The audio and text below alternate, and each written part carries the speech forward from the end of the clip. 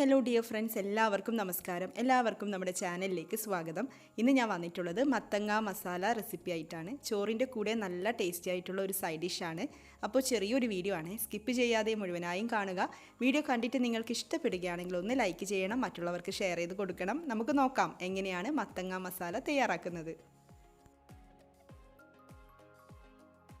വെളിച്ചെണ്ണയാണ് എടുത്തിട്ടുള്ളത്. 2-3 table spoon വെളിച്ചെണ്ണ ഒഴിക്കാം. വെളിച്ചെണ്ണ ഒന്ന് ചൂടായിട്ട് വരുമ്പോൾ ഇതിലേക്ക് കടുക് ചേർത്ത് കൊടുക്കാം. 1 ടീസ്പൂൺ കടുക് ചേർത്തിട്ട് ഒന്ന് പൊട്ടിച്ചെടുക്കാം. കടുക് ഒന്ന് പൊട്ടി തുടങ്ങുമ്പോൾ ഇതിലേക്ക് ജീരകം ചേർക്കാം. ചെറിയ ജീരകം 1/2 ടീസ്പൂൺ ചേർത്ത് കൊടുക്കാം. അതുപോലെ 1/2 ടീസ്പൂൺ ഉഴുന്ന് പരിപ്പ് ചേർത്ത് കൊടുക്കാം. പിന്നെ 2-3 വറ്റൽ മുളക് ചേർത്ത് കൊടുക്കാം. ആവശ്യത്തിന് കറിവേപ്പില ചേർത്ത് കൊടുക്കാം. പിന്നെ വെളുത്തുള്ളി ചേർക്കുന്നുണ്ട്. വെളുത്തുള്ളി ഒന്ന് ചതച്ചിട്ടാണ് കേട്ടോ ചേർത്ത് കൊടുക്കുന്നത്. 8-10 അല്ലി വെളുത്തുള്ളി ഒന്ന് ചതച്ചിട്ട് ചേർക്കാം. അപ്പോൾ ഇതൊക്കെ ചേർത്തിട്ടൊന്ന് മൂപ്പിച്ചെടുക്കാം.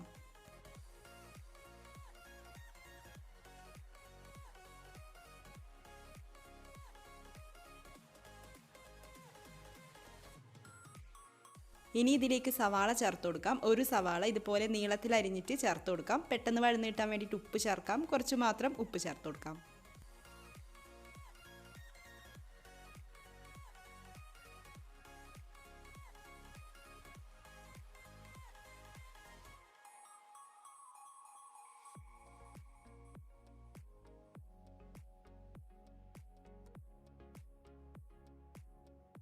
ഇനി നമ്മുടെ മെയിൻ ഇൻഗ്രീഡിയൻറ്റ് മത്തങ്ങ കഷ്ണങ്ങളാക്കിയത് ചേർക്കാം. ഒരു മത്തങ്ങയുടെ പകുതി ഭാഗമാണ് ഞാനിവിടെ എടുത്തിട്ടുള്ളത്. അപ്പോൾ ഇതുപോലെ കഷ്ണങ്ങളാക്കി എടുത്തിട്ടുണ്ട്. സവാളയൊക്കെ ആയിട്ട് ഒന്ന് മിക്സ് ചെയ്തെടുക്കാം. എന്നിട്ട് നമുക്കിത് അടച്ചു വെച്ചുകൊണ്ട് കുക്ക് ചെയ്തെടുക്കണം. ഫ്ലെയിം കുറച്ച് വെച്ചുകൊണ്ട് അടച്ചു വെക്കാം. ഒട്ടും വെള്ളം ഒഴിക്കാതെ നമുക്കിതൊന്ന് കുക്ക് ചെയ്തെടുക്കാം.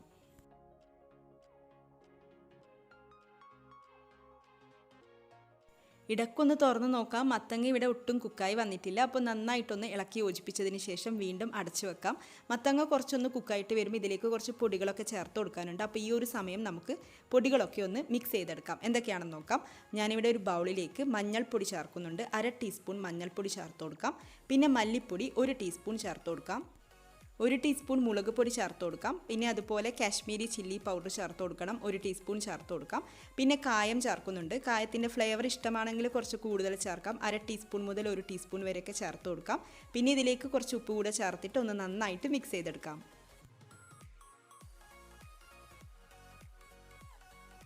അങ്ങനെ പൊടികളൊക്കെ മിക്സ് ചെയ്തെടുത്തിട്ടുണ്ട്. പിന്നെ കാശ്മീരി ചില്ലി ഇല്ലെങ്കിൽ കുഴപ്പമില്ല, നിങ്ങൾക്കത് സ്കിപ്പ് ചെയ്യാം. അതുപോലെ കുരുമുളക് പൊടി ചേർക്കണമെങ്കിൽ വേണമെങ്കിൽ ചേർത്ത് കൊടുക്കാം കേട്ടോ. അപ്പോൾ ഈ ഒരു സമയം കൊണ്ട് തന്നെ ഇവിടെ മത്തങ്ങ കുറച്ചൊന്ന് കുക്കായി വന്നിട്ടുണ്ട്. നന്നായിട്ട് കുക്കായി വന്നിട്ടില്ല, എന്നാലും കുറച്ചൊക്കെ ഒന്ന് വെന്ത് വന്നിട്ടുണ്ട്. ഇനി നമുക്കിതിലേക്ക് തയ്യാറാക്കി വെച്ചിരിക്കുന്ന പൊടികൾ ചേർത്ത് കൊടുക്കാം. എന്നിട്ട് നന്നായിട്ടൊന്ന് മിക്സ് ചെയ്തെടുക്കാം.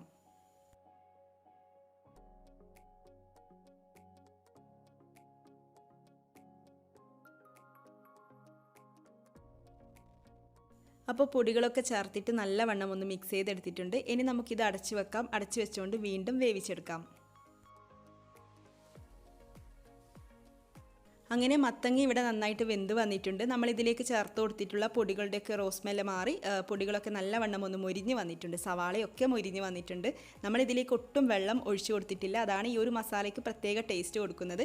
പിന്നെ പൊടികളുടെയൊക്കെ അളവ് നിങ്ങൾക്ക് വ്യത്യാസം വരുത്താം. നിങ്ങൾ എടുത്തിരിക്കുന്ന മത്തങ്ങയ്ക്ക് അനുസരിച്ചിട്ട് പൊടികളുടെയൊക്കെ അളവ് കൂട്ടുകയോ കുറയ്ക്കുകയോ ചെയ്യാം. അപ്പോൾ ലാസ്റ്റായിട്ട് ഇതിലേക്ക് കുറച്ചുകൂടെ വെളിച്ചെണ്ണ ഒഴിച്ചു കൊടുക്കാം. 1 ടീസ്പൂണൊക്കെ മതിയാവും. പിന്നെ ഇതിലേക്ക് കുറച്ച് മല്ലിയിലും കൂടെ ചേർത്തിട്ട് ഒന്ന് നന്നായിട്ട് മിക്സ് ചെയ്തെടുക്കാം. ഫ്ലെയിം ഓഫ് ചെയ്ത് കൊടുക്കാം. അപ്പോൾ എല്ലാവരും ഈ ഒരു റെസിപ്പി ഒന്ന് ട്രൈ ചെയ്ത് നോക്കണം. നിങ്ങളുടെ അഭിപ്രായം കമൻസിലൂടെ അറിയിക്കണം. പിന്നെ ഈ ഒരു വീഡിയോ കണ്ടിട്ട് നിങ്ങൾക്ക് ഇഷ്ടപ്പെടുകയാണെങ്കിൽ ചാനൽ ഒന്ന് സബ്സ്ക്രൈബ് ചെയ്യാൻ വേണ്ടിയിട്ട് മറക്കരുത്. ചാനൽ സബ്സ്ക്രൈബ് ചെയ്യുമ്പോൾ നോട്ടിഫിക്കേഷൻ കിട്ടാൻ വേണ്ടിയിട്ട് ബെല്ലൈക്കണും കൂടി ഒന്ന് ക്ലിക്ക് ചെയ്യണം. അപ്പോൾ ഇതുപോലുള്ള റെസിപ്പീസുമായിട്ട് നമുക്ക് വീണ്ടും കാണാം. താങ്ക്